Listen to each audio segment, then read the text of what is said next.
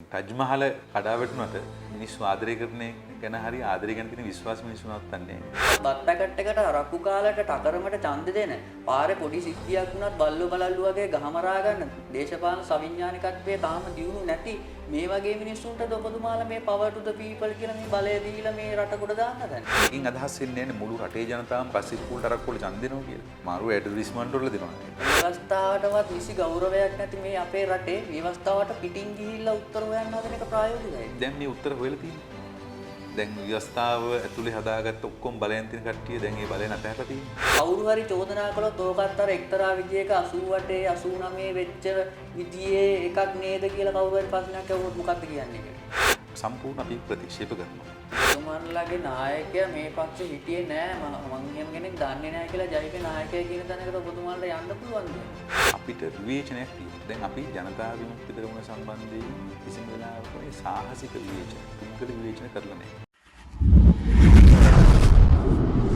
පසුවදන යථාවාදී තථාකාරී කතාබහ අප වේලාසනින් අවදි වුවද හිරු පායන්නේ නැත. නමුත් හිරු පායන විට අවදි වී සිටීම ඉතා වැදගත්.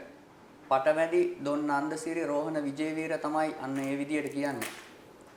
එතකොට වේලාසනින් අවදි වන්නේ කොහොමද, හිරු පායන්නේ මොන විදියටද කියන කරුණු පිළිබඳ සාකච්ඡා කරන්න අද හිරු පසුවදන වැඩසටහන සමගින් අපිත් සමග සම්බන්ධ වෙන්නේ පෙරටුගාමී සමාජවාදී පක්ෂයේ ප්‍රචාරක ලේකම් දුමින්ද නාගමු. අයිබෝන්. අයිබෝන්. මීට මාසයකට දෙකකට විතර කලින් ඉඳන් ලංකාවේ සමාජය ඇතුලේ බරපතල විදියට කතා වෙච්ච සටන් පාඨයක් තමයි මේ ගෝටා ගෝ හෝම් කියන සටන් පාඨය. ඇත්තටම දැන් කෝ ගෝටා ගෝ හෝම් සටන් පාඨය? ඔව් තරිඳු දැන් ගෝටා ගෝ හෝම් කියන සටන් පාඨයේ පැන නගින්නේ ඊට පසුබිම් වෙච්ච විශාල ආර්ථික සහ දේශපාලන අර්බුදයක් එක්ක. එතකොට ඒ ආර්ථික අර්බුදය පැති ගණනාවකින් ඇවිල්ලා තිනවා. ප්‍රකාශිත තලයේ තියෙන්නේ ඩොලර් අර්බුදයක් විදිහට. දැන් ඒක රුපියල් අර්බුදයක් බවට පත් වෙලා තිනවා.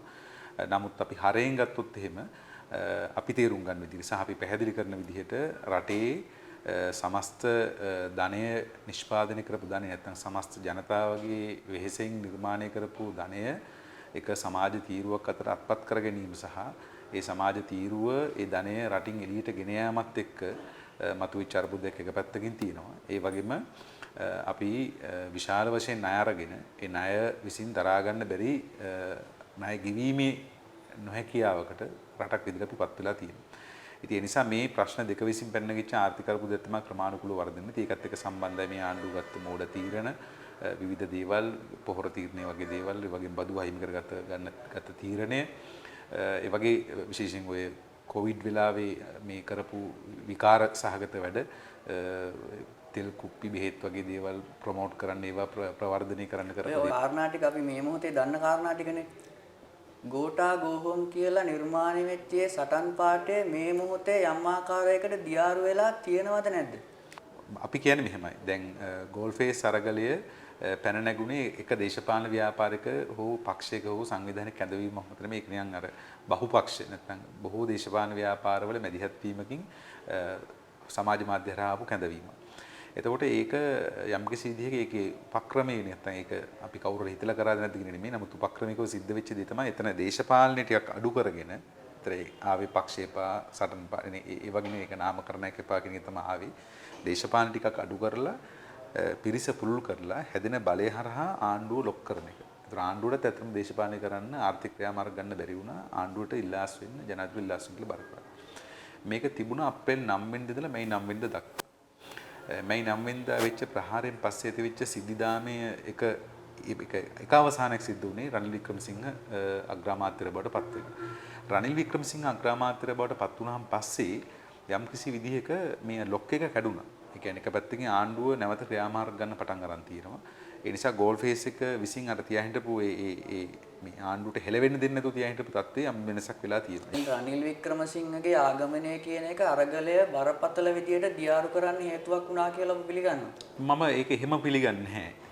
මම කියන්නේ අරගලය යම්කිසි ගුණාත්මක වශයෙන් වෙන තලයකට ගෙන යා යුතු අවශ්‍යතාවය මතුවලා තියෙනවා. ඒකට හේතුව දැන් අර ටිකක් ගෝටා ගෝ හෝම් කියන එක ඒක තියෙනවා තවදුරටත්. ගෝල් ෆේස් අරගලයේ තුලත් ඒක තියෙනවා රටෙත් ඒක තියෙනවා මේ ගෝඨාභය ඉවත් විය යුතුයි කියලා. නමුත් ගෝඨාභයගේ පැත්තෙන් සහ මේ ආණ්ඩුව පැත්තෙන් කළ දෙන උපක්‍රමක මැදිහත් වීමක් තියෙනවා. රනිල් වික්‍රමසිංහ ඉස්සරහට දාලා තියෙනවා. ඔවුන් අස්ථාවර නිසා. ඊට පස්සේ හමුදා ක්‍රියාවලියක් මිලිටරි ක්‍රියාවලියක් ඉස්සරහට දාලා තියෙනවා. ඉතින් මේ දෙක ඉස්සරහට දාලා ඒගොල්ලෝ පස්සේ හැංගිලා ඉන්නවා. නමුත් මේ අර්බුදය අනිවාර්යයෙන්ම රනිල් වික්‍රමසිංහට විසඳන්න බෑ. මොකද ඒකට හේතුව මේ අර්බුදයට යවපු අය අර්බුදයේ පීතෘවරුන්ට මේ අර්බුදයට උත්තර දෙන්න දෙයක් නැහැ. ඒ නිසා මේක තව වටයකින් වරදනවා. දැනටත් අපිට පේනවා තෙල් හම්බ වෙනවා කියලා කිව්වා, ඩොලර් හම්බ වෙනවා කියලා කිව්වා, ගොඩාක් ಜಾති කිව්වා, පොහොර හම්බ වෙනවා කියලා කිව්වා.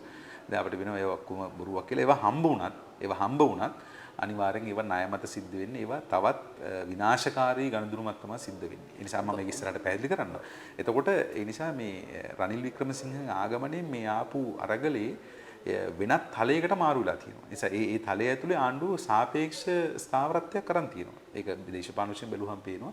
නමුත් ඒක සාපේක්ෂයි. ඒක අනිවාර්යෙන් නැවත අර්බුදයට යාමට නිමිතයි. එතකොට රනිල් වික්‍රමසිංහගේ ආගමනයත් එක්ක අර ජනමතය නැවත වතාවක් අර ඉස්සර තිබ්බ මට්ටමට හැදෙන්න පටන් අරන් තියෙන ස්වභාවයක් තියෙනවා. ඒ කියන්නේ අර බරපතල විදියට ජනාධිපතිට යන්න කිය ඇති වෙලා තිබ්බේ බරපතල කතිකාව අඩු වෙලා දැන් රනිල්වත් ඇවිල්ලා පොඩ්ඩක් අපිව ගොඩ දාලා දෙයි අපේ ගැලවුම්කාරයා කියන තැනට මිනිස්සු හිතන්න පටන්ගෙන තියෙනවා. අන්න ඒ වගේ අවස්ථාවකදී ඔබතුමන්ලගේ අර ඉස්සර තිබ්බ මැදිහත් වීම නැහැ කියලා කවුරු හරි චෝදනා කළොත් මොකද්ද දෙන්න තියෙන උත්තරේ? මම චෝදනාවට මුලින් උත්තර දීලා ඊට පස්සේ ඔබ පූර්විකාවට උත්තර දෙන්නම්. අපේ මැදිහත් වීම පැහැදිලිව තියෙනවා. ඒක වෙනසක් වෙලා නැහැ. නමුත් මෙතන මෙන්න මෙහෙම කාරණයක් තියෙනවා. දැන් අරගලවල සාමාන්‍යයෙන් වැඩ කරන සයික් එක සාමාන්‍ය වැඩ කරන මානසිකත්වයක් තියෙනවා. සටන් කරනකොට සටන් කරන හැම බලවේගයක්ම බලාපොරොත්තු වෙනවා යම්කිසි මොහොතක ටිකක් රෙස්ට් එකක් ගන්න. ඒ කියන්නේ අර අපි කියනවා ෆයිට් ටු ෆ්ලයිට් මෝඩ් එකේ ඉන්න මිනිස්සු කැමති නැහැ. ඒක මිනිස්සුන්ගේ ස්වභාවයක්. අරගලවලත් එක තියෙනවා. අනිත් වැඩවලදීත් ඒක තියෙනවා. අපි දවසේ ජීවිතෙත් තියෙනවා ඒක. එකක් ඒක. දෙවෙනි එක මේ විශේෂයෙන් මෙතන ඔබ ජනතාව කියලා කිව්වට මම හිතන්නේ මෙතන මිඩල් ක්ලාස් එක. මැදපන්තිය තමයි යම්කිසි දෙයක මැදපන්තිය යම්කිසි තීරුවක්. තමයි මේ රනිල් වික්‍රමසිංහ ආවහම රනිල් මේ ප්‍රශ්නේ විසඳයි කියලා හිතන්නේ. ඒක අපිට පේනවා. ඉතින් එතකොට ඒගොල්ලොන්ගේ සහායේ යන්න නැත්නම් ඒගොල්ලෝ උනන්දුයි. යම්කිසි වෙනසකුත් මෙතන ඇති වෙලා තියෙනවා. ඒකත් ඇත්ත.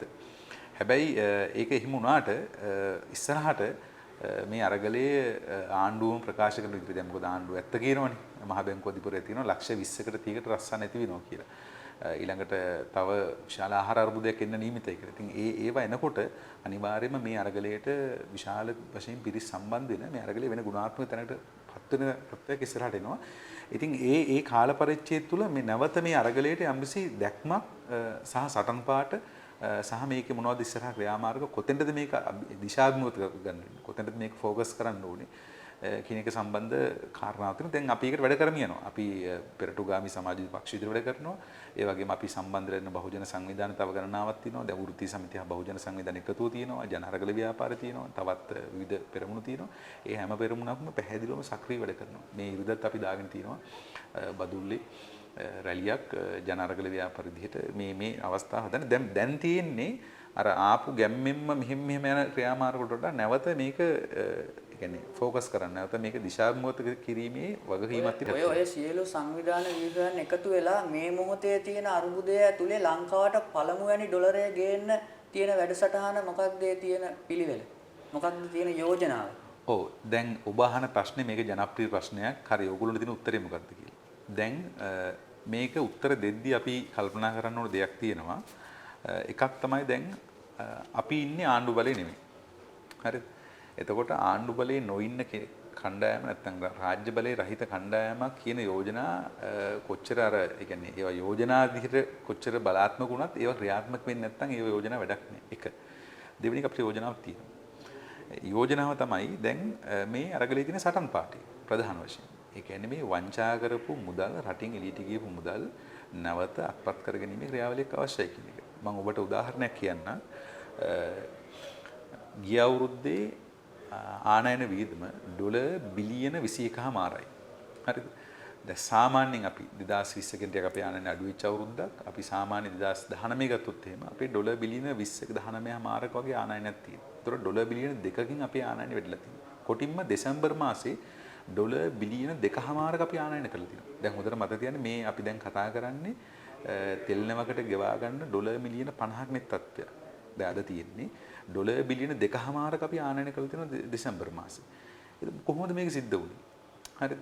එකක් තමයි දැන් මේක දැන් විවිධ තර්ක මත තියෙනවා. නමුත් අර අපි කියන ඕවර් වැලියු කියන්නේ සාමාන්‍ය මිලට වඩා වැඩි මිලකින් සටහන් කළා ඒ කියන්නේ මෙහි ඉන්න කම්පැනි එකම තව රටක තියෙන තරවකාර සමාගමක් එක එකඟතාවයක් හදාගෙන රටෙන් ඩොලර් එළියට ගෙනියන ක්‍රමයක් තියෙනවා. ඉතින් ඒ ක්‍රම ඇතුළු තවත් ක්‍රම ගණනාවකින් ඇත්තටම රටේ මුදල් මේ අර්බුදය ඒගොල්ලෝ දන්නවා. ඒ කියන්නේ මේ ඩොලරයකට වෙන දේ දන්නවා මේ විදිහට අල්ලන් හිටියම මෙහෙම වෙනවා කියලා. ඒ නිසා පස්සේ රුපියල් කරන්න බලාගෙන ක්‍රියාත්මක වෙච්ච ක්‍රමයක් තියෙනවා. ඊට පස්සේ උණ්ඩියල්. හරි. ඒ උණ්ඩියල් මාකට් එක ඔබතුමා ඔය සමස්ත දීර්ඝ සිද්ධියක් විග්‍රහ කරන්නේ නෑ. මම කෙටියෙන් කිව්වොත් එහෙම ඒ රටෙන් එළියට ගෙනිච්ච මුදල් රට ඇතුළට නැවත ගෙනීමෙන් තොරව මේ අර්බුදයේ පළවෙනි පියවර පහු කරන්න බෑ. එක. දෙක රුපියල් අර්බුදයකුත් තියෙනවනේ.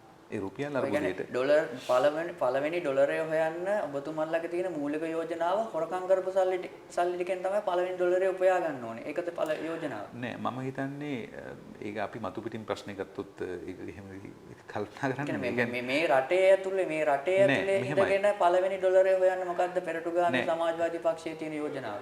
ඒක තමයි මම කියන්නේ දැන් මෙතන තියෙන ලොකුම ප්‍රශ්නේ තමයි දැන් ආර්ථික විද්‍යාවට අනුව ගත්තොත් ඒ කියන්නේ අපේ සංචිතය අඩු වුණාන් පස්සේ අපිට දිගින් දිගටම ඩොලර් ඉල්ලුම් වැඩි වෙනකොට ඩොලරයට තියෙන සාපේක්ෂව රුපියලේ අප්‍රමාණයෙන් බලක්වන්න බෑ. ඒතර අපේ සංචිතය ශක්තිමත් කරන්න ඕන. මොනම හෝ ක්‍රමයක. ඒතර ඒකට රනිල් වික්‍රමසිංහලගේ පාර තමයි සුපුරුදු පරිදි ණය ගැනීම. හරිද? ඒ ණය ගැනීම කියලා කියන්නේ අපි පැහැදිලිවම ඊටාම් බරපතල කොන්දේසි වලට යටත් වෙනවා. එක්කෝ අපි රටේ ඉතා දීර්ඝ කාලන රට විශාල ආර්ථික සහ දේශපාලන උගුලකට යට වෙන ඉන්දියාව වගේ රටවල් වල ඉල්ලීම් වලට අපිට යටත් වෙන්න සිද්ධ වෙනවා. අපි යෝජනා කරන්නේ ඒ මාවත වෙනුවට මේ පවුල සහ මේ දේශපාලන පැලැන්තිය සහ මේකත් එක්ක සම්බන්ධ ව්‍යාපාරික පැලැන්තියක් ඉන්නවා. මේ ගජමිතුරු ව්‍යාපාරික පැලැන්තියක් මේගොල්ලොන්ගේ ධනය සම්බන්ධ ප්‍රශ්නෙට අපි අත ගහන්න ඕනේ. ඒක කවද්ද කරන්නේ නැත්නම් දැන් මේ ගන්න ණයවල පංගුව ආයි ගෙවන්න කාටද? මේ රටේ සාමාන්‍ය මිනිස්සුන්ට. හරිද? ඔබ ෆෝන් එකට මුදල් දාද්දී ඔබ ඒකට බදු ගෙවනවා. හරිද? ඔබ පෙට්‍රල් ටික ගහද්දී මේකට බදු ගෙවනවා. එතකොට මේ බදු ඔක්කොම ගෙවන්න වෙන්නේ රටේ ජනතාවට සාමාන්‍ය. කොහොමද ඇත්තට හොරගම් කරපු සල්ලි ගන්නෙ? ඔව් මම හිතන්නේ කීයක් විතර හොරගම් කරලා තියෙනවද? නෑ ඒක මම හිතන්නේ ප්‍රශ්නේ කියන්නේ මේ තියෙන අපේ සාකච්ඡාව තියෙන සාකච්ඡාවේ දේශපාලන අවශ්‍යතාවය තියෙන ඒ දේශපාලන අවශ්‍යතාවය ව්‍යාකූල කරන ප්‍රශ්නයක්. ඒ කියන්නේ දැන් කීයක් තියෙනවද? කොයි බැංකුවල තියෙනවද කියන එක දන්නවනම් අපිට හරි ලීසින් ක්‍රියාත්මක වෙන්න පුළුවන්. ඒකට තමයි අපිට අවශ්‍ය අධිකරණ ක්‍රියාවලිය. ඒකට තමයි අපිට අවශ්‍ය මූල්‍ය බුද්ධි ඒකකය. හරිද? ඒවා ක්‍රියාත්මක කරන්න ඕනේ. නමුත් අපි පැහැදිලිව කියනවා මේ රටේ ජනතාව මොකද දැන් අපි මේක නිකන් වෙන පොඩි කරුණක් මම එකතු කරන්න මේ සාකච්ඡාව අපි අවබෝධය පුරුල් වෙන්නත් ඕන නිසා. දැන් ධනෙ උපදින්නේ කොහොමද? ධනෙ උපදින්නේ ශ්‍රමයෙන්. හරිද? වැඩ කරන මිනිස්සුන්ගෙන් ශ්‍රමයෙන් ඒක කායික වෙන්න පුළුවන් මානසික වෙන්න පුළුවන්. ශ්‍රමයෙන් තමයි ධනෙ උපදින්නේ. එතකොට මේ ධනෙ උපදිනවා අපි වැඩ කරන හැම මොහොතක් පාසාම. ඒ ධනය යම්කිසි පිරිසක් අත ගොඩ ගැහෙන එක තමයි මේ අපි ජීවත් වෙන සමාජ ක්‍රමය, ධනවාදී කියන ක්‍රමය. දැන් මේ වෙලා තින්නේ ඒ ධනය විවිධාකාර ක්‍රමවලට වංචා සහ දූෂණ හරහා සහ ලාභය හරහා ගොඩනගත් ධනය රටින් එළියට ගෙනහිලා තියෙනවා. එක ප්‍රශ්නයක්. මම කියන්නේ සමස්ත ප්‍රශ්නේ ඒක කියලා. ඒකට උත්තරයක් වෙන්න ඕනේ. හරිද? ඒකට ඒ පව මේ රටේ සාමාන්‍ය මිනිසුන්ට පටවන්න බෑ. ඒ නිසා එතනින් තමයි පටන් ගන්න ඕනේ. එතනින් පටන් දැන් මූල්‍ය අරමුදල ණයකින් නෙමෙයි පටන් ගන්න ඕනේ. එතනින් පටන් ගන්න ඕනේ. ඒකට ඇක්ෂන් එකක් ගන්න තියෙනවා. ඒකට මේගොල්ලෝ ඒකට ක්‍රියාත්මක වෙන්නේ රනිල් මහින්ද රැක්කා වගේම දැන් ආපහු මහින්දව රකින්න රනිල් ඉස්සරහට ඇවිල්ලා 225ම යවලද ඔය වැඩේ කරන්න හදන්නේ? නෑ දැන් 225 එපා කියන සටන් පාඩයක් තියෙනවනේ. ඒ සටන් පාඩේ අපි ගෙනාවු සටන් පාඩයක් නෙමෙයි. පළවෙනි එක. දෙවෙනි එක ඒ සටන් පාඩේ මේ අරගලය තුල තියෙනවා. හරිද? ඒ සටන් පාඩේ විසින් මතු කරන ප්‍රශ්නයක් තියෙනවනේ. ඒ ප්‍රශ්නේ අපිත් මතු කරනවා. හරිද? ඒක තමයි අපේ පැත්තෙන්. ඒක තමයි දැන් මේ 225 කියලා මේ හදාගත්ත පාර්ලිමේන්තුව කියන ව්‍යුහය තියෙනවනේ. ඒ ව්‍යුහය අසමත් වුණානේ දැන් මේ අසමත්කමනේ පෙන්නලා තියෙන්නේ. ඒකට එක එකනා වක් කියන්න ඕන ප්‍රමාණ වෙනස්. ඒක ඇත්ත. ඒ කියන්නේ දැන් අම්බෙත කෙනෙක් වක් කියන්න ඕන විදිහයි මුළු ජීවිත කාලෙම විපක්ෂ හිටපු කෙනෙක් වක් කියන්න ඕන විදිහට වෙනස්කමක් තියෙනවා. නමුත් පාර්ලිමේන්තුව කියන ව්‍යුහය අසමත් වුණා. ඒතර අපි යෝජනා කරන්නේ ඒ වෙනුවට ජන සහභාගී ප්‍රජාතන්ත්‍රවාදී මේ අර්බුදයේදී සහ ඇත්තරමත් රටේ ඔබ ආර එන්න හදන්නේ සෝවියට් සභාව කියන තැනටනේ. සාමාන්‍යයෙන් අපි එතන ඉඳන් පටන් ගත්තොත් මොකක්ද ඔය යෝජනා කරන ඔය සෝවියට් සභාව නැත්තම් මහජන කවුන්සිලය කියන එක මොකක්ද ඔකේ ව්‍යුහය? ඔව් මෙහෙමයි සෝවියට් සභාව කියන එක මම හිතන්නේ ඉතිහාසයේ එක වෙලාවක වෙච්ච දෙයක්. ඉතින් ඒක රිපීට් කරන්න ඒක නැවත මේ ක්‍රියාත්මක කරන්න අපිට බෑ. නමුත් මේ தත්ත්වය තුලේ තාර්කිකව අපි ඉල්ලන දේ සහ මේ ජනතාව මේ අරගල කරමින් ඉල්ලන දේ. දැන් මිනිස්සු පාට බහැලා මොකද්ද මේ කියන්නේ? ප්‍රශ්න විසඳන කියලා කියන්නේ එක කොටසක්. නමුත් තව කොටසක් කියන්නේ උඹලට මේක කරන්න බෑ. හරිද? අපි දැන් මේකට මැදිහත් වෙනවා.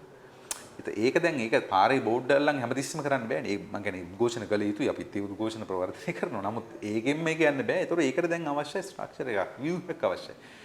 මේ ව්‍යුහයේ තියෙන මූලික ප්‍රශ්නයක් තියෙනවා. මේ ව්‍යුහය දැන් උදාහරණයක් ගත්තොත් මේකේ දැන් අපි උදාහරණයකට ගන්න අපි පාවිච්චි කරන ගොඩක් දේවල් අද අපි ජීවත් වෙන සමාජයේ ඒවා අපි කියන යූසර් ෆ්‍රෙන්ඩ්ලි කියලා. ඒ කියන්නේ ඒවා අපිට පාවිච්චි කරද්දී යම්කිසි පහසුවක් තියෙනවා. ඒක වෙළඳපොළ විසින් හදපු දෙයක්. ඒක ඇත්ත. හැබැයි අපිට දැන් ඔබ ජංගම දුරකථනයක් පාවිච්චි කරනවා නම් ඒ ජංගම දුරකථනයේ තියෙන මොන හරි පාවිච්චි කරන ඒක අපිට දීලා තියෙන පහසුකම් ඔබ කැමති නැත්නම් අපිට පුළුවන් ඒක මාරු කරන්න. හරිද? එතකොට වේගයෙන් ඒක වෙනස් වෙනවා. නමුත් දැන් මේ දේශපාලන ක්‍රමේ රාජ්‍ය හරිද? ඒක බොහොම ස්ථාවරයි. ඒ කියන්නේ අපි අවුරුදු 5කට පාර ඡන්ද දුන්නොත් අපි කැමතුණත් අකමැතුණත් අපි මුළු ඒ අවුරුදු 5ම මිනිහත් එක්ක ජීවත් වෙන්න ඕනේ. ඒකත් එක්ක. ඒතර මේක වෙනස් වෙන්න ඕනේ. ඒක වෙනස් වෙන තමයි අපි කියන්නේ ජන සහභාගී ප්‍රජාතන්ත්‍රවාදී කියලා. මම ඒක පොඩ්ඩක් පැහැදිලි කරන්නම්. මතු කරු ප්‍රශ්නේ නිසා. ඒ කියන්නේ දැන් පාර්ලිමේන්තු මන්ත්‍රී කෙනෙක් නැවත කැඳවීමේ බලය. ඒක දැන් අපිට නැහැ. ජනමත විචාරණයක් කැඳවීම බලය ජනතාවට නෑ. ඒක තියෙන ජනාධිපතිට. හරිද? ඒ වගේම අර කියපු ව්‍යුහේ ඒ කියන්නේ අපි යෝජනා කරන ගම්වල නගරවල සහ වැඩබිම්වල ගොවිබිම්වල මේ හැමතැනම ජනතාවගේ සහභාගීත්වයෙන් සභාවක් ගොඩනගන්න ඕනේ. ඒ සභාවල අපි කියනවා ජනාරගල සභා කියලා. ඒ අපිට ප්‍රශ්නයක් නම මොක වුණත් ඒ සභාවල නියෝජිතයන්ගේ ජාතික පාර්ලිමේන්තුවක් විකල්ප පාර්ලිමේන්තුවක් පාර්ලිමේන්තුවෙන් එළිය පාර්ලිමේන්තුවක් කැඳවන්න ඕනේ. ඒතකොට ඒක මේ දැන් තියෙන පාර්ලිමේන්තුවට සමාන්තර ව්‍යුහයක් විදිහට වැඩ කරන්න ඕනේ. අවුරුදු 5කට 6කට හරි ස්ථිරව පත් වෙන ඔය පාර්ලිමේන්තුව ඔය මහජන සභාව හරහා මේ අස්ථීර කරන්න පුළුවන් ජනමතයක් හදලා මිනිස්සු 1000ක් 2000ක් එකතු කරගෙන ඕගොල්ලෝ දැන් ගෙදර යන්න ඔයා එන්න කියලා. එතකොට මොකද්ද පාර්ලිමේන්තුවේ තියෙන ප්‍රජාතන්ත්‍රවාදේ නැත්තම් ඒ ස්ථීරව මහජන ඡන්දයෙන් පත් වෙච්ච නියෝජිතයාට මොකක්ද වෙන්නේ ඔය ක්‍රමේ හරහා?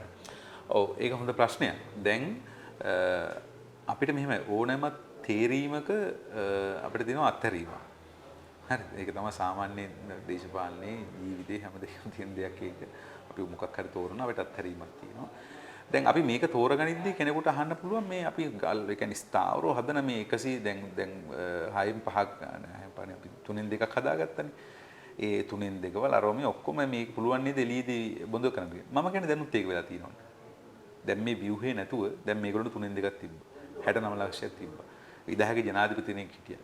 මේ ගම් වලට ගිහිල්ලා රාජ්‍ය ඇතුළේ පාඩ දැම්මා විදාහගේ ජනාධිපති. දැන් මොකද වෙලා තියෙන්නේ?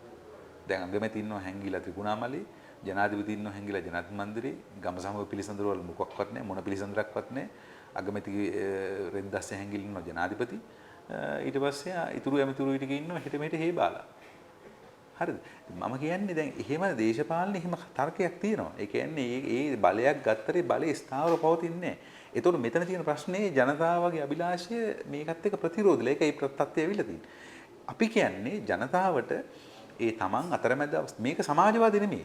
හරිද? මේ අපි කියන්නේ මේ ආණ්ඩු තීන්ත සමහරු කියන මේ අපි මේ පාර්ලිමේන්තුව ප්‍රතික්ෂේප කරනවා. නෑ මේ පාර්ලිමේන්තුව තියන්නේ. මේ පාර්ලිමේන්තුව තියේ.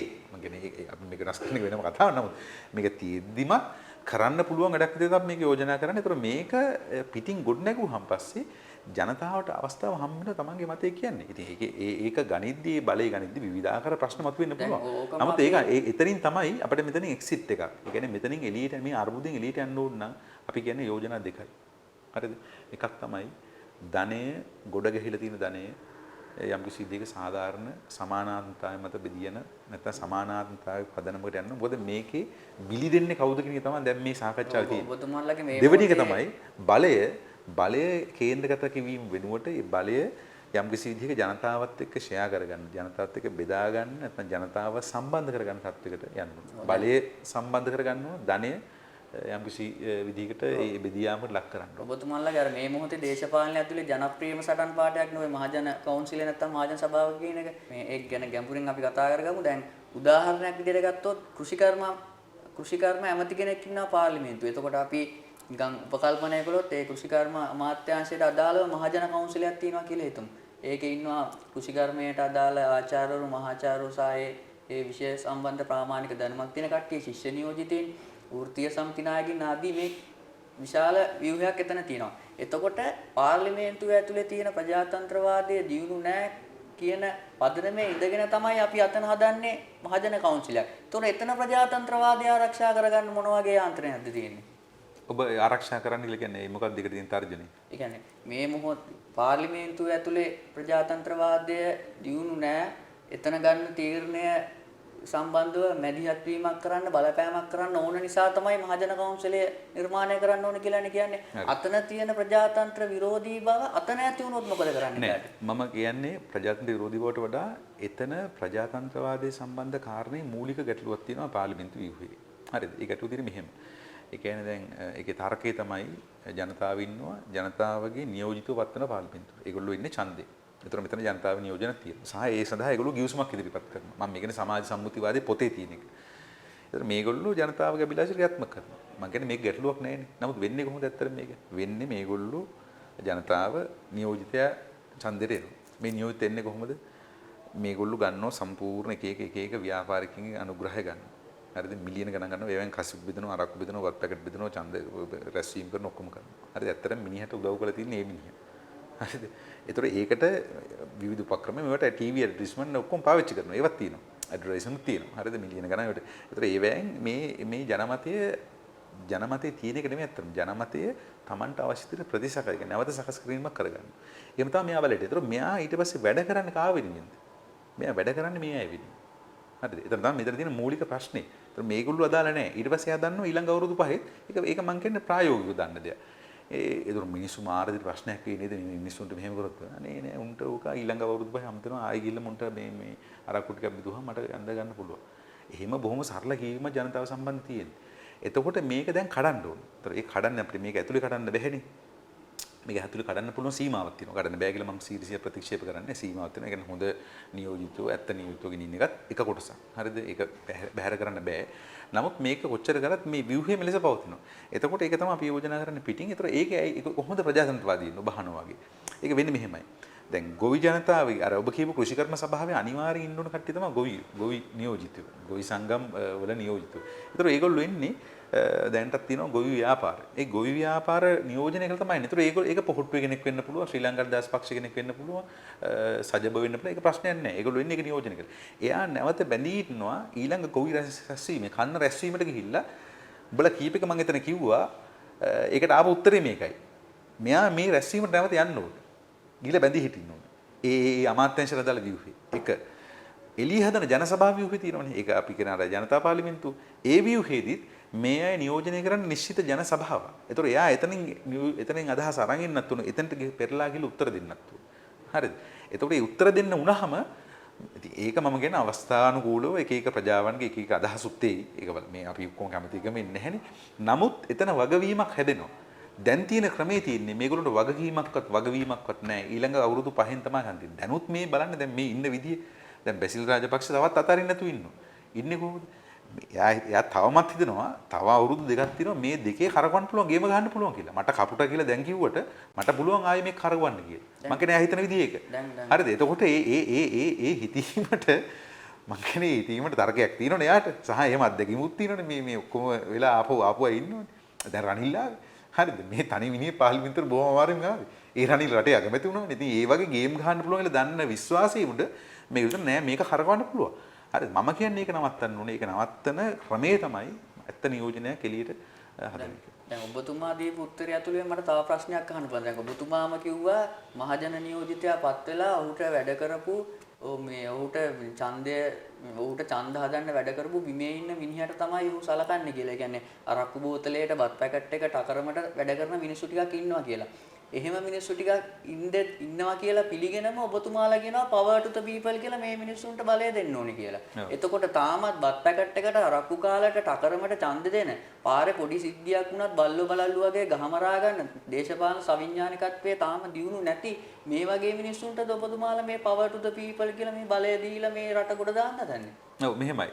ඒක හොඳයි. ඒ ප්‍රශ්නේ ඒ කියන්නේ ඒතර ජනතාව සම්බන්ධයෙන් තියෙන ගැටලුවක් මතු කරමින්ම ජනතාවට බලය දෙන්න යෝජනා කරනවද නේද කියන එක. ඔව් ඒක දැන් මෙහෙමයි තියෙන්නේ. දැනට මේ දේශපාලන ක්‍රමය තුල, ඒ කියන්නේ මේ මැතිවරණ කියලා හදලා තියෙන ක්‍රමයක් තියෙනවනේ. ඒ ක්‍රමය තුල මේ ඔක්කොම ස්ථානගත වෙලා තියෙන්නේ. හරිද? මේකෙන් අදහස් වෙන්නේ නැහැ මුළු රටේ ජනතාවම කසිප්පූල් ටරක්කෝල ඡන්ද දෙනවා කියලා. හරිද? ඒක නේ ඒක පදනම් වෙන ඡන්ද සමහරව ඇඩ්වර්ටයිස්මන්ට් වල දෙනවා. ඇඩ්වර්ටයිස්මන්ට් කියන්නේ මොකද කියන්නේ? ඇඩ්වර්ටයිස්මන්ට් බලලා දෙනවා කියන්නේ නෙමෙයි. ඒකෙන් නා ඒ බලපෑමට අහු වෙනවා. සමහරව අරක තියෙන. ඒක හරි. එතකොට ඒක ගොඩාක් විවෘත වෙලා තියෙන්නේ. ඒ කියන්නේ ඒක නිකන් අර මොකද්ද ජාලයක් වගේ ගොඩ නැගිලා තියෙන්නේ. එකපාරට ඒ ජාලයෙන් පිට ජාලයක් ගොඩනගනකොට තමයි නැවත අර ජනතාවගේ සැබෑ අදහස කියන එක එළියට ගන්න අවස්ථාවක් තියෙන්නේ. ඒක දැන් අපි මෙන්න මේ කරුණත් අපි කියනවා. දැන් මේ හදන ව්‍යුහය දැන් ගොඩක් අය කලබලලා තිනවා මේක ව්‍යවස්ථාව තුළට ගන්න. අපි කියන්නේ ගන්න එපා කියලා ව්‍යවස්ථාවට. හරිද? මොකද ඒ දැන් උදාහරණයක් ගත්තොත් දැන් රනිල් වික්‍රමසිංහ කරන හදන වැඩේ තියෙන්නේ. ගෝල් ෆේස් එකේ නියෝජිතව 3 දෙනෙක් දෙනවා. හරිද? ඒක කරන්නේ දිය කරන්නේ. මොකද එයා දන්නවා ඒක කියපු ගමන් ගෝල් ෆේස් එක ඇතුළෙත් වෙන ප්‍රශ්නයක් මේකට කවුද යන්නේ කියලා. එතන ඉඳලා ප්‍රශ්නේ හදන්න පුළුවන්. ඒව ඔක්කොම ඉන්නේ දිය කරන්නේ. මේක ස්වභාවික ව්‍යවස්ථාවට එකතු කරන්නේ නැහැ කියලා. ව්‍යවස්ථාවටවත් නිසි ගෞරවයක් නැති මේ අපේ රටේ ව්‍යවස්ථාවට පිටින් ගිහිල්ලා උත්තර හොයන්න හදන එක ප්‍රායෝගිකයි. දැන් මේ උත්තර හොයලා තියෙන්නේ. දැන් ව්‍යවස්ථාව ඇතුලේ හදාගත්ත ඔක්කොම බලයන් තියෙන කට්ටිය දැන් ඒ බලයන් අතහැරලා තියෙන්නේ. ඒතර මේකට ඒ කියන්නේ මේකට බලයක් තියෙනවා කියන එකනේ. ඒ එළිය ගොඩනගිච්ච කවුද ඉන්නේ කොහොමද ඉන්නේ කොතනද කියන එක නෙමෙයි. දැන් මේ එළිය ගොඩනගලා තියෙන මහජන ව්‍යාපාරයක් තියෙනවනේ. ඒ මහජන ව්‍යාපාරේ බලයට ප්‍රතිචාර දක්වලා තියෙනවනේ. ජනතාවගේ බලයට ප්‍රතිචාර දක්වලා තියෙනවනේ. ඒ ජනතාවගේ බලය දැනට තියෙන ඉතාම ප්‍රාථමික දැනට. මේක ටිකක් සංවිධානය කරගන්න ඕනේ. මේක ලොකු අවශ්‍යතාවයක්. මේක නොකරොත් මේ මහජන ව්‍යාපාරයේම අර්බුදයට යන්නත් පුළුවන්. දැන් ඔබ කියපු උත්තරේ ගොඩාක් අපිට ලබු කරන්න පුළුවන් 9 වෙනිදා සිද්ධියත් එක්ක. 9 වෙනිදා සිද්ධියත් එක්ක තමයි මහින්ද රාජපක්ෂ අග්‍රාමාත්‍ය ධුරේ හැර යන්නේ. එතනින් පස්සේ ඇති වෙච්ච සිද්ධීන් එක්ක. එතකොට දැන් ඔබ කියනවා ව්‍යවස්ථාවට පිටින් ගිහිල්ලා එළිය ඇති වෙච්ච දෙයකින් තමයි උත්තර ටික හම්බුනේ කියලා. කවුරු හරි චෝදනා කළොත් ඕකත් අර එක්තරා විදියක 88 89 වෙච්ච විදියේ එකක් නේද කියලා කවුරු හරි ප්‍රශ්නයක් අහුවොත් මොකද්ද කියන්නේ ඒකට? ඒ ව්‍යවස්ථාවට පිටින් දැන් ඔබම කියනවා ව්‍යවස්ථාවට පිටින් තමයි අපි මේ උත්තරේ හොයාගත්තේ කියලා. ඒතකොට 88 89 ඔය වගේම දෙයක් නේ ඔය ඔහා සමාන දෙයක් නුනේ. එතකොට ටික ටික ඔතෙන්ට නෙමෙයි දෙයන්නේ. ඔව් නෑ ඒක හොඳ ප්‍රශ්නයක්. ඒ කියන්නේ දැන් මෙහෙමයි. දැන් අප්‍රේල් 3 වෙනිදා ඉඳලා රටේ ගොඩනැගිච්ච උද්ඝෝෂණ ව්‍යාපාරය තියෙන්නේ. ඒක අපි නායකත්වයේ දීලා කැඳවපු උද්ඝෝෂණ ව්‍යාපාරයක් නෙමෙයි. එක. එතකොට ඒක ඇතුලේ අපි වැඩ කරනවා. ඒක ඇතුලේ මෙදිහත් වෙනවා. මෙදිහත් වෙන්නේ ඒක ඇතුලේ තියෙන විභවය දේශපාලන වශයෙන් වෙන තැනකට ගෙන යාම. පෙරටුගාමි බෝඩ් එක ගහගෙන අරගලේ මැද්දට එන්න මොකද්ද තියෙන්නේ? බයක්ද තියෙන්නේ නැත්තම් මොකක්ද? නෑ ඒක කැඳවිච්ච විදිහ වෙනස්නේ. ඒ කියන්නේ ඒක කැඳවුනේ ඒකට අර WhatsApp group එකේ මේ හැදිලා ඒ වෙලාවේ අර අප්‍රේල් 3 වෙනිදා ආසන්න වෙනකොට ආවා මෙසේජ් එකක්. ඒක ආවේ දේශපාලන කවුරුත් තමන්ගේ නම අරන් ඉන්න එපා. නමුත් ඕන බෝඩ් එකක් අරන් එන්න. හරිද? ගෝඨා ගෝහම් තමයි ස්ලෝගන් එක. ඒතර ඒක තමයි දැන් ඒක ගැන විවිධ පක්ෂවල විවිධ අදහස් තිබුණා. නමුත් අපිට අදහසක් තිබුණා. ඒකට අපි ඇතුල් වෙන්න ඕනේ. මොකද මේ ජනතාව පාරට එනවනම් අපිට කියන්න බෑ. එතකොට මේ එහෙම බෑ අපේ බෝඩ් එකෙන් එන්න ඕනේ කියලා. නමුත් අපි ඒක ඇතුලේ හැංගිලා නැහැ. අපි විවෘත වැඩ කරනවා. අපි දැන් වෘත්ති සමිති වැඩ කරනවා. පක්ෂයක් විදිහට වැඩ කරනවා. අපි ඒකට අපි විවෘත අපේ අදහස කියනවා. ඒක තුළ තියෙන විභවයත් කියනවා සීමාවත් කියනවා. ඒතර මැදිහත් ඒක අනිවාර්යෙන් පක්ෂයක් කරන්න ඕනේ. එතකොට ඒ නිසා එතන මේ අපි මැදිහත් වෙමින් තියෙන්නේ. ඔබ අර කලින් අහ ප්‍රශ්න මේ මගේ ඇරුණා. ඒ කියන්නේ 9 වෙනිදා සිද්ධියයි මේ මොකද්ද ඔය සන්නද්ධ කතාව තියෙන්නේ. සම්පූර්ණ අපි ප්‍රතික්ෂේප කරනවා. ඒකට හේතුව දැන් අපේ වැඩපිළිවෙලින් තියෙන මහජන ව්‍යාපාරයක් පිළිබඳ. ඒ කියන්නේ මහජනතාව දේශපාලන වශයෙන් බලගැන්වීම ගැන. ඒතර 9 වෙනිදා සිද්ධිය ඇත්තටම මහින්ද රාජපක්ෂලා විසින් ගත්ත ක්‍රියාමාර්ගයකට මැදින් ගෝඨාභය රාජපක්ෂලා ඇතුල් වෙලා නිර්මාණය කරපු තත්ත්වයක්.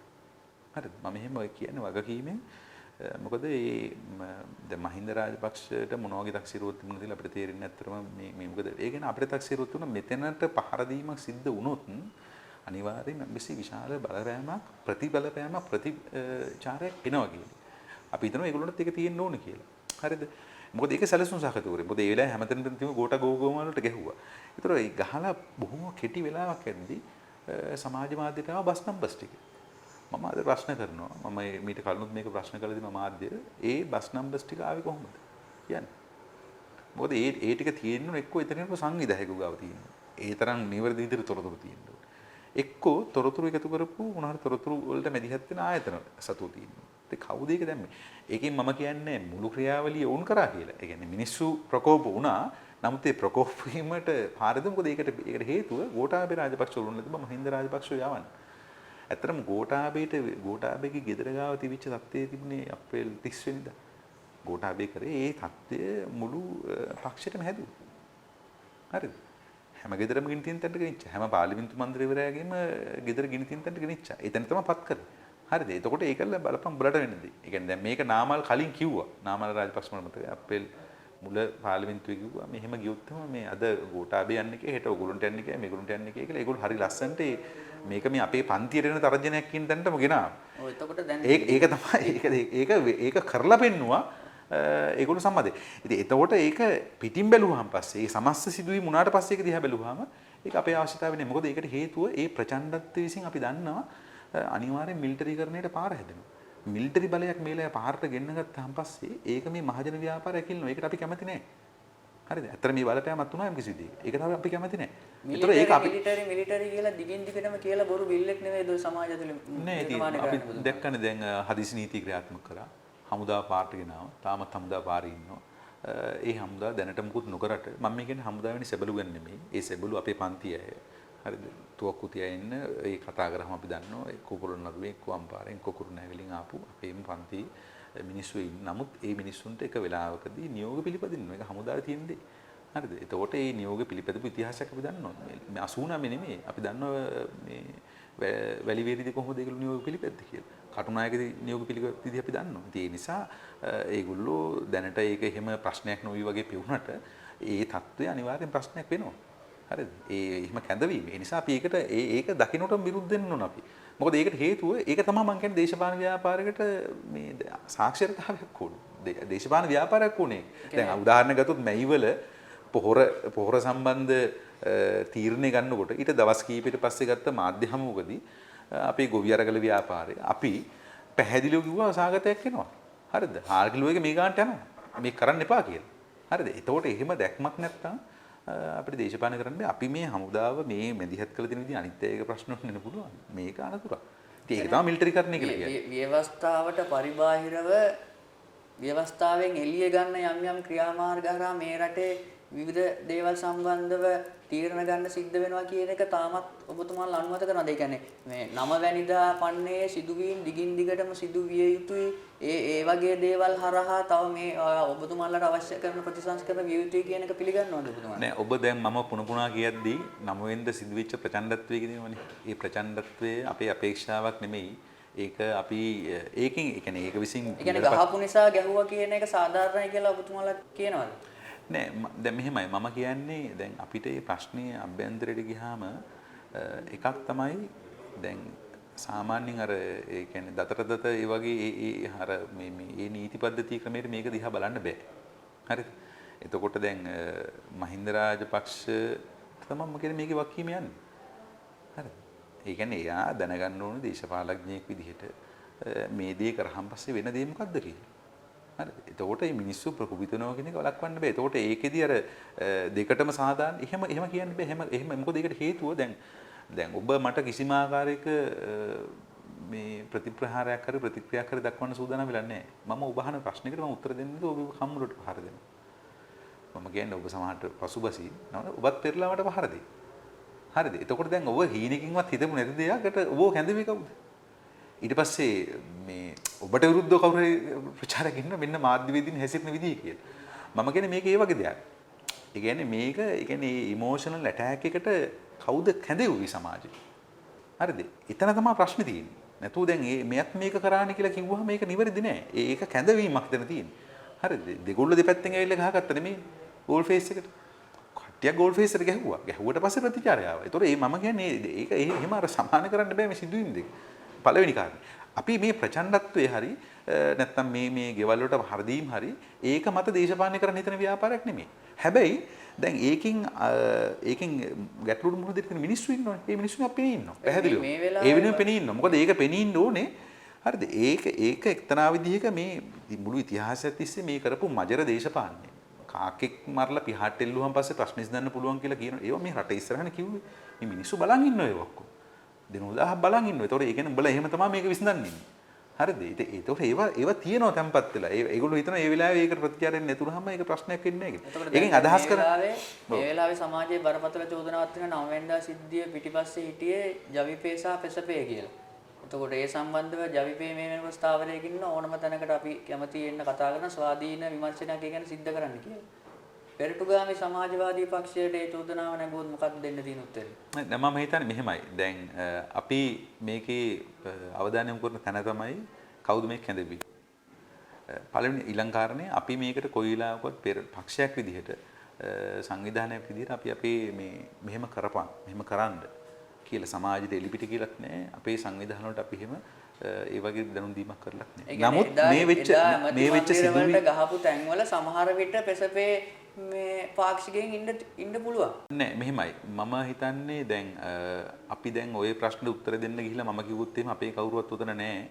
අපි සුද්ධයි කියලා දේශපාලන පක්ෂයක් විදිහට අපිට දැන් ඒක මේකර මොකද්ද කෛරාටික උත්තරයක් කියලා හිතන්න එපා.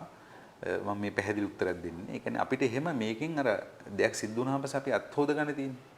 අපි ඒකට සූදානම් නැහැ. හරිද? ඒ කියන්නේ අපේ පක්ෂ බේර ගන්න. හරිද? මේක එහෙම නෙමෙයි මම පැහැදිලිව කියනවා මේ අපේ හැසිරීම දිහා බලන සමස්ත හැසිරීම අපි මොනවාක්වත් මේ ප්‍රචණ්ඩත්වයට උල්පන්දම් දීලත් නැහැ. ඒකට මැදිහත් වෙලත් නැහැ. අපි ප්‍රසිද්ධතලයේ මැදිහත් වෙලා නැහැ. අපේ සංවිධානය අන්දර අපි එහෙම දැනුම් දීමක් කළත් නැහැ. හරිද? මම ඒ සීමාවට තමයි මේ පැහැදිලි කරන්නේ.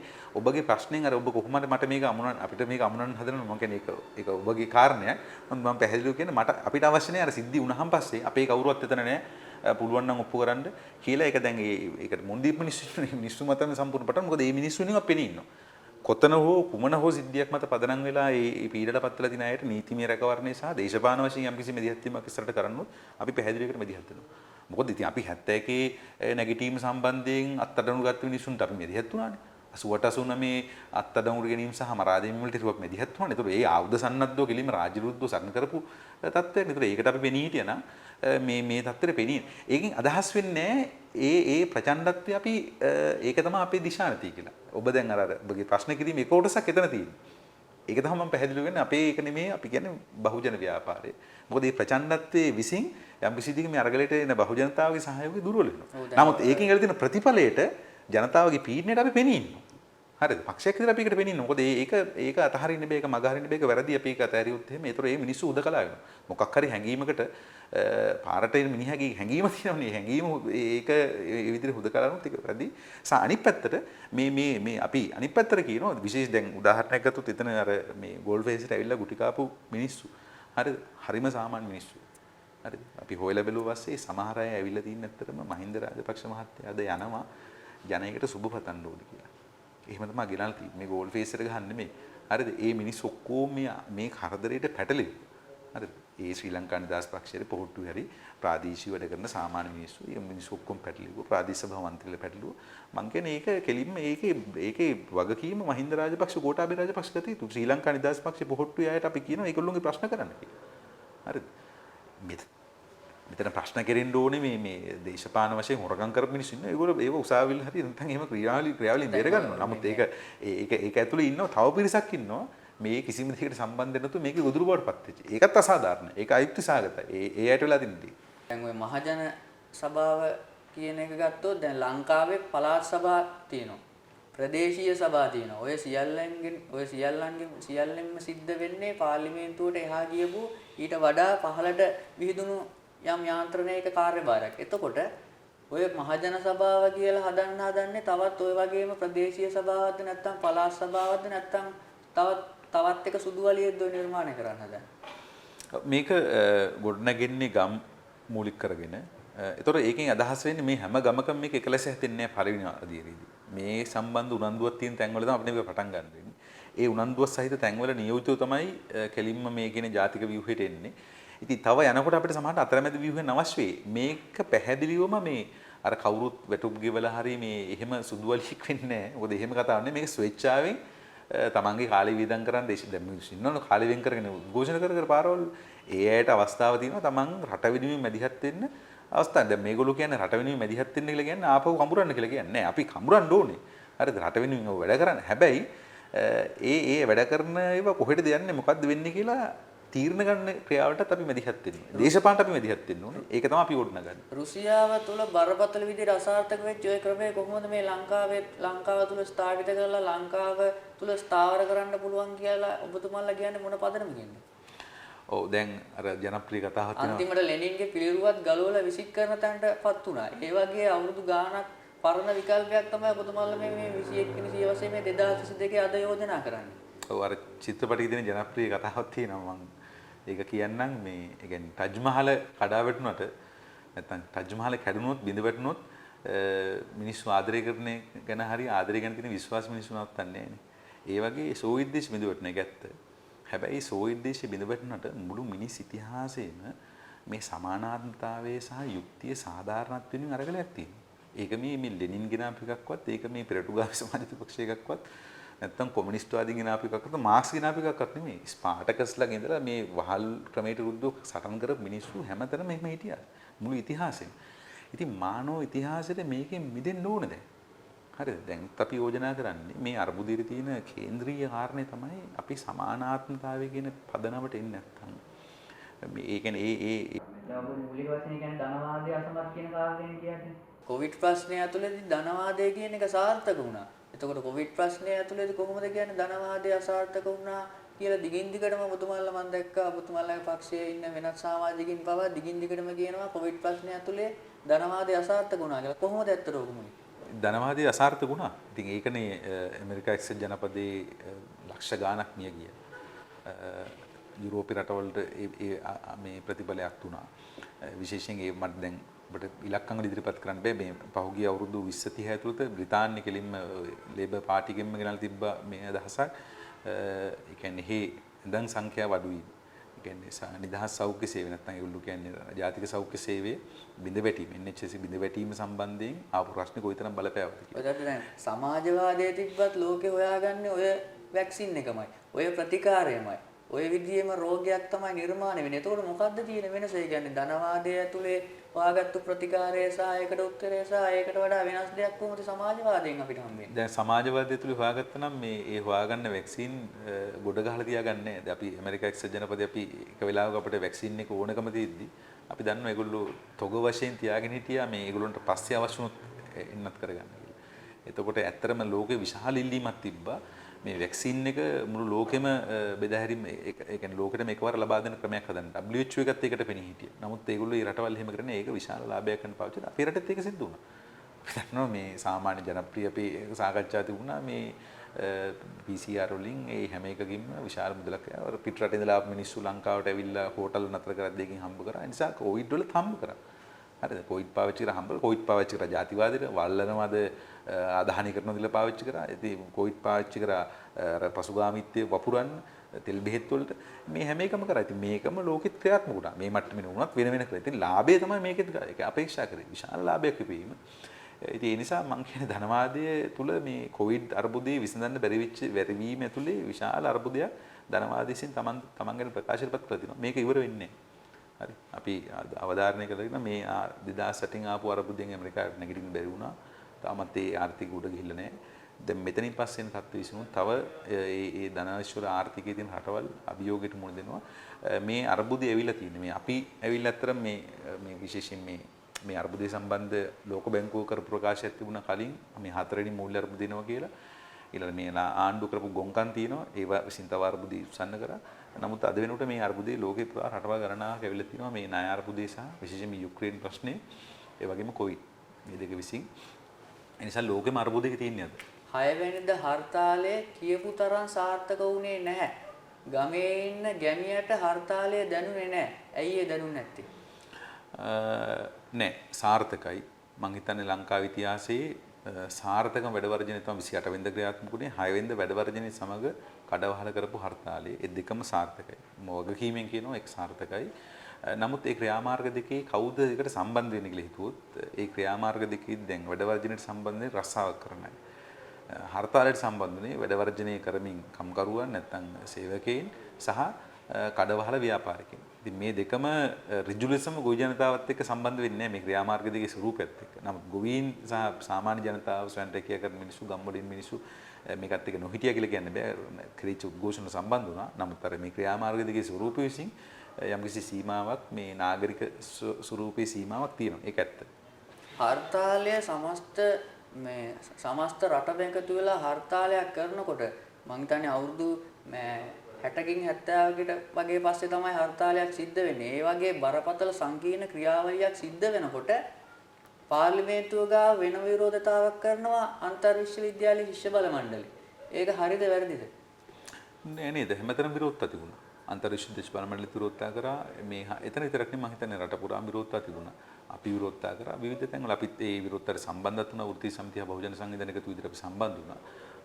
ඉතින් ඒ රට පුරාම විරෝධතා තිබුණා. හැබැයි කවුරු හරි චෝදනාවක් කරොත් හර්තාලය ගැන තියෙන මහජන අවධානය වෙනස් කරන්න ඒක නැති කරන්න තමයි පාර්ලිමේන්තුව ගාව අන්තරේ ඇවිල්ලා විකට් එකක් කරේ කියලා කවුරු හරි චෝදනා කරොත් නෑ නේද? ඒ කියන්නේ ඒ දවසේ තිබිච්ච ක්‍රියාමාර්ග වැඩි වෙන තරමට තමයි ඒ දවසේ ක්‍රියාමාර්ගයට අවධානය යොමු. හැබැයි අන්තරේට තිබුණා නේද මේ හර්තාලයත් එක්ක සම්බන්ධ වෙලා ඒ පොදු ක්‍රියාවලිය ඇතුලේ වැඩක් කරන්න වෙනම ඇවිල්ලා පාර්ලිමේන්තුව ගාව කෑ ගහනවට වඩා අර වැඩේ කරා නම් ඒක තව ශක්තිමත් වෙනවානේ හර්තාලේ. ඉතින් හර්තාලේ යන්න තිබ්බ තව ලොකුවට යන්න තිබ්බ පණිවිඩයක් තිබ්බ නම් ඒ පණිවිඩය ශක්තිමත් වෙනවානේ. නෑ නේද? අපි දැන් මෙහෙමයි මේ අරගලිය තුල විවිධ බලවේග විවිධ විදිහට මැදිහත් වෙනවා. උදාහරණයක් ගත්තොත් ගෝල් ෆේස් එක මූවමන්ට් එකක්. හරි. අන්තර් විශ්වවිද්‍යාල ශිෂ්‍ය බල මණ්ඩලය. ඒක මූවමන්ට් එකක්. ඒගොල්ලෝ ශිෂ්‍ය ව්‍යාපාරිකයට මැදිහත් වෙනවා. වෘත්ති සමිති සෙන්ටර්ස් දෙකක් තියෙනවා. වෘත්ති සමිතිය බහුජන සංවිධානය එකතුව TUCC. ඒතර වෘත්ති සමිති සෙන්ටර්ස් දෙක මේ මධ්‍යස්ථාන දෙක වෘත්ති සමිති ක්‍රියාමාර්ග කරා මැදිහත් වෙනවා. ඊට අමතරව තව සංවිධාන පක්ෂ තව ගොඩක් ක්‍රියාමාර්ග ගන්නවා. ඉතින් ඒ ක්‍රියාමාර්ග හැම කෙනාටම තමන්ගෙන් වෙච්ච ස්වාධීන ක්‍රියාමාර්ග තියෙනවා මේක ඇතුලේ. ඒක වැරද්දක් නෙමෙයි. මොකද ඒකට හේතුව ඒ හැම ක්‍රියාමාර්ගයක්ම විසින් වෙන්නේ මේ ක්‍රියාවලට අවශ්‍ය අවධානය. ඇයි ඔබ මට පෙරලා උත්තරයක් දෙන්නේ නැත්තේ? මගෙන් අන්තරය ගැන අහන්න එපා. අපි අන්තරයට සම්බන්ධ නැහැ. අපි අන්තරය ගැන දන්නේ නැහැ කියලා. නෑ මේ 6 වෙනිදා ක්‍රියාමාර්ගයේදී අපිත් සම්බන්ධ වුණා ඉතින්ට. ඒ කියන්නේ ඔබ අහන දවසේ 6 වෙනිදා හර්තාලේ දවසේ අපි මේ වෘත්ති සමිතිය බහුජන සංවිධානය එකතුව අපි රාජගිරියට එකතු වෙලා පාගමන ගියා මේ පාර්ලිමේන්තුව දක්වා. ඒ ක්‍රියාමාර්ග අපි සම්බන්ධ වුණා. ඒ නිසා මට අවබෝධයක් තියෙනවා මේ ක්‍රියාමාර්ග වෙච්ච විදිහ ගැන. ඒ නිසා මට ඒකේ උත්තර දෙන්න පුළුවන්. එතකොට අපි දැක්ක මාධ්‍ය වලිනුත් දැක්ක පුවත්පත් වලිනුත් දැක්ක ජනතා විමුක්ති පෙරමුණත් සමග පෙරටුගාමී සමාජවාදී පක්ෂය සාකච්ඡාවක් පැවැත්වුණා. කියන්නේ ජවිපේ කාර්යාලය තමයි මේ සාකච්ඡාව පැවැත්වුනේ. එතකොට යම් එකඟතාවකට නැත්තම් මොකක් හරි මේ වර්තමාන ක්‍රියාවලිය ඇතුලේ වැඩ කරගෙන යන විදිය ගැන අවබෝධයක් ගත්තා කියලා තමයි ඒ ප්‍රවෘත්ති අපිට එළියට ආවේ.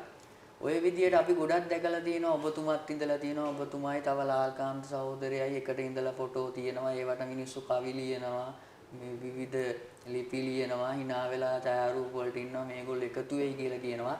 ඇත්තටම මේ පක්ෂ දෙකේ ඇතුලේ දේශපාලනය ගැන හොඳින් දන්න මිනිස්සු දන්නවා මේ ඇවිලි පිච්චි ණයයි පොළගයි වගේ ඉන්න මේ පක්ෂ දෙකක් බොරුවට මේ එළිය hina වෙලා ෆොටෝ එකකට ඉඳලා මේ පෙන්වන්න හදන මේ බොරු මාධ්‍ය සංදර්ශනේ මොකක්ද මේ තේරුමක් නැහැනේ මේ කරන වැඩේ. ඔව් මම කරපු වැඩේ ඉස්සෙල්ලා කියන්න තේරුමක් නැද්ද කියලා දිනුවා අපි විසඳගමු. කරපු එක තමයි අපි පක්ෂ ගණනාවක් එක සාකච්ඡාවක් ඉල්ලුවා කරුණු තුනක් සම්බන්ධයෙන්. එකක් මේ අරගලයේ අභිලාෂණ ජයග්‍රහණය කිරීම. දෙක විධායක ජනාධිපතිතුමා මේ අහෝසි කිරීම. තුන්වෙනි එක මර්ධනයට මුහුණ දීම. මේ කරුණු තුන සම්බන්ධ සාකච්ඡා අවශ්‍යයි කියලා. ඒතර සමග ජන බලවේගයක TNA එකත් එක්ක තව පක්ෂ කිහිපයක් එක්ක අපි 43 සේනාංකයත් එක්ක සාකච්ඡා කරා. අපි ඊතර තව ඉල්ලුවා ජාතික ජන බලවේගෙත් එක්ක සාකච්ඡාව සහ ජනතා විමුක්ති පෙරමුණත් එක්ක සාකච්ඡාව. ඒතර ජනතා විමුක්ති පෙරමුණේ සාකච්ඡාව නෙමෙයි ඔබ ඔය අදහස් කරන්නේ. ඒක ජාතික ජන බලවේගෙත් එක්ක කරපු සාකච්ඡාව. ඒකට තමයි ලාල්කාන්ත සහෝදරයා සම්බන්ධලා තිබුණේ. තාමත් ජනතා තුනේ සාකච්ඡාව ලැබිලා නැහැ. එක. දැන් ඔයගොල්ලෝගේ ආරාධනාවක් තියෙනවා ජනතා විමුක්ති පෙරමුණත් එක්ක සාකච්ඡාවකට එන්න කියලා. සාකච්ඡා කළ යුතුයි කියලා. අපි අපේ පැත්තේ. ඒ ආරාධනාව තාම පිළිගන්නේ නැහැ. තාම ප්‍රතිචාරණේ. ඒක තමයි ඒකට කියන උත්තරේ. එතකොට දැන් ජාතික ජන බලවේගයේ සාකච්ඡාව සහ ඔබ පොදුවේ මේ ජයිපෙත් එක්ක ඔයගොල්ලෝ මේ කතා කරන එක තේරුමක් තියෙන වැඩක්ද කියලා අහනවා. අනුගාන ඔබතුමාලගේ නායකතුමා ජයිපේ ඉස්සර හිටියා කියලාවත් ඔවුන් පිළිගන්නේ නැහැ. මම ඉස්සෙල්ලා ප්‍රශ්න උත්තර දීලා ඉන්න.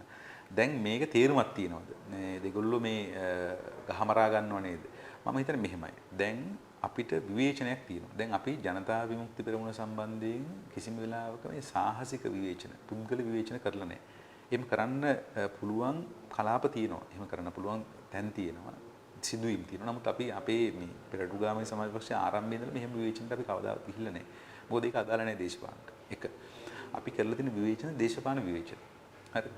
අපි හිතනවා මේ දේශපාලන විවේචන කළ යුතුයි. ඒකට හේතුව දැන් ඒක අනිවාර්යෙන් මේ වාමාංශික බලය. මෙතන අපි හිතනවා මේ රටේ මේ දේශපාලන දුර්වල වීම වම දුර්වල වීමේ ප්‍රතිඵලයක්. හරිද? ඒ කියන්නේ ඒකට හේතුව මේ ජනතා දැන් උදාහරණ ගන්න. කෙටි උදාහරණ සම්බන්ධ කරගෙන මහින්ද ගියා මහින්ද ආවා. රනිල් ගියා රනිල් ආවා. මේක ඇත්තටම එක තැන කරකිනවනේ.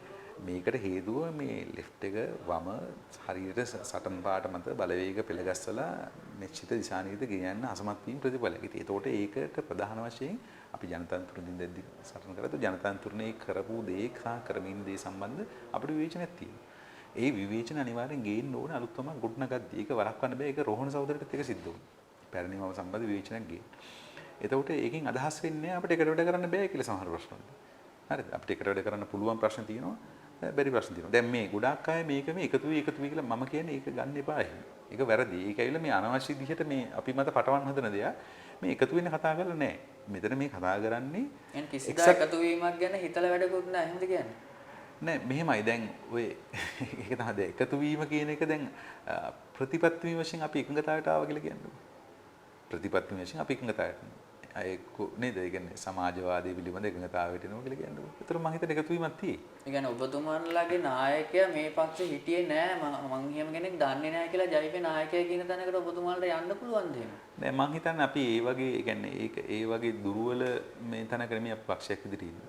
ඒ කියන්නේ අපි එහෙම ගන්න ඊට වඩා බරපතල ප්‍රශ්න තියෙනවා. ඒ කියන්නේ ඊට වඩා බරපතලයි ගෝඨාභය රාජපක්ෂ එක වෙලාවක මාධ්‍යට ප්‍රකාශ කරා මේ ජනතාන්තුරුනේ අනුර දිසානායක මෙහිම තොරතුරු දුන්නා කියලා කුමාර ගුණරත්නම් සම්බන්ධ ඡායාරූප දුන්න තොරතුරු දුන්නා කියලා. ඒ වගේ මම කියන්නේ ඇත්තද බොරුද කියන නෙමෙයි ඒකට ඒගොල්ලෝ උත්තර දෙන්න ඕන එක. නමුත් ඒ වගේ ඒවා තියෙනවා. ඉතින් ඒවා තියෙනවා දේශපාලන. ඒවා තියෙනවා දැකලා. නමුත් ඊට වඩා අපි දේශපාලන පක්ෂයක් විදිහට ඊට වඩා මේ රටේ තියෙන ජනතාවගේ තියෙන ප්‍රශ්නකදී ඒ පක්ෂවල තියෙන කාර්යභාරය මොකද්ද කොහොමද ඒවත් එක වැඩ කරන්න ඕන කියන සම්බන්ධ ගැඹුරු හිතීමෙන් තමයි වැඩ කරන්නේ. ඒ වගේ අර ඒ කියන්නේ ඉමෝෂනල් හැඟීම්මය කාරණා සම්බන්ධ ඒවත් වැදගත්. ඒ වැදගත් නැත්නම් සමහර ප්‍රශ්න වලට අපි ගොඩක් සලකන්න ඕනේ.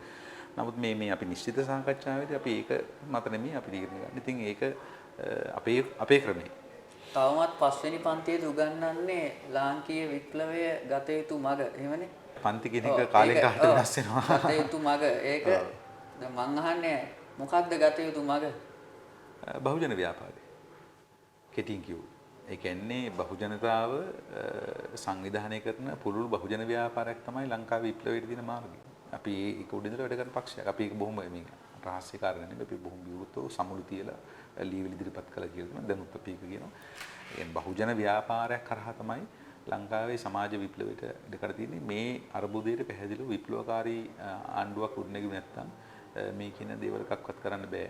ඉතින් ඒක ජනතාව ප්‍රමාණිකූලව වටහා ගැනීම මේකේ උත්තර පස්සේ ගිහිල්ලා රනිල්ලෝ ගෙනල්ලා රෙහිමි කරලා. නමුත් අපි හිතනවා මේ විප්ලවකාරී ආණ්ඩුවකට තමයි මේ ප්‍රශ්න විසඳන්න පුළුවන්. විප්ලවකාරී පන්තියකට තමයි ඒක විසඳන්න පුළුවන්.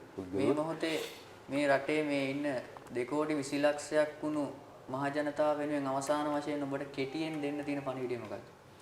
අපි පැහැදිලිව ජනතාවට කියන්න ඕනේ මේ දේශපාලන අර්බුදය සහ ආර්ථික අර්බුදය මේක පුද්ගල ප්‍රශ්නයක් නෙමෙයි. මේ තියෙන සමාජ ආර්ථික ව්‍යුහත් එක්ක සම්බන්ධ ප්‍රශ්නයක්.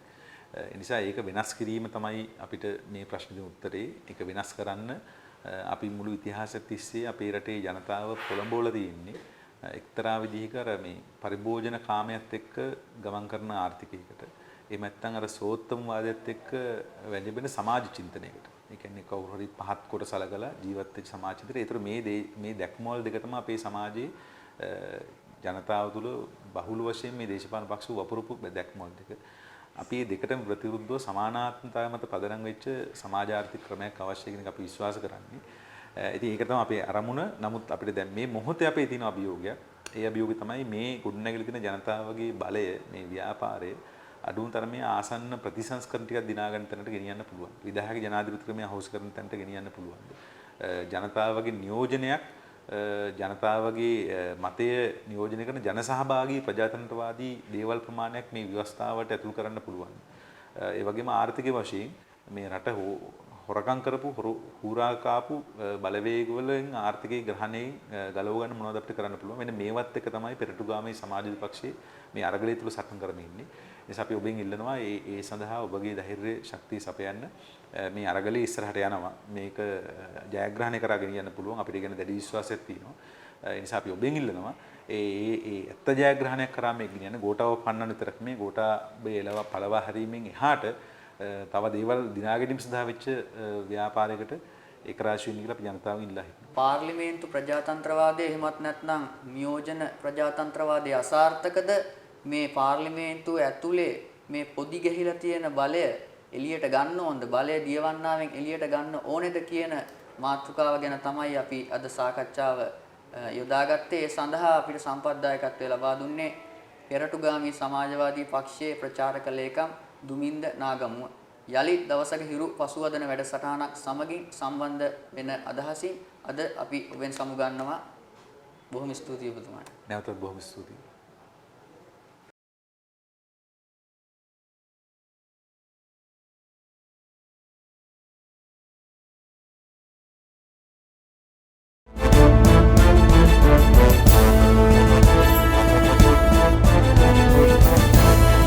උණුසුම් වීඩියෝ එසැනින් බලාගන්න හිරු නිවුස් YouTube චැනලය සබස්ක්‍රයිබ් කරන්න.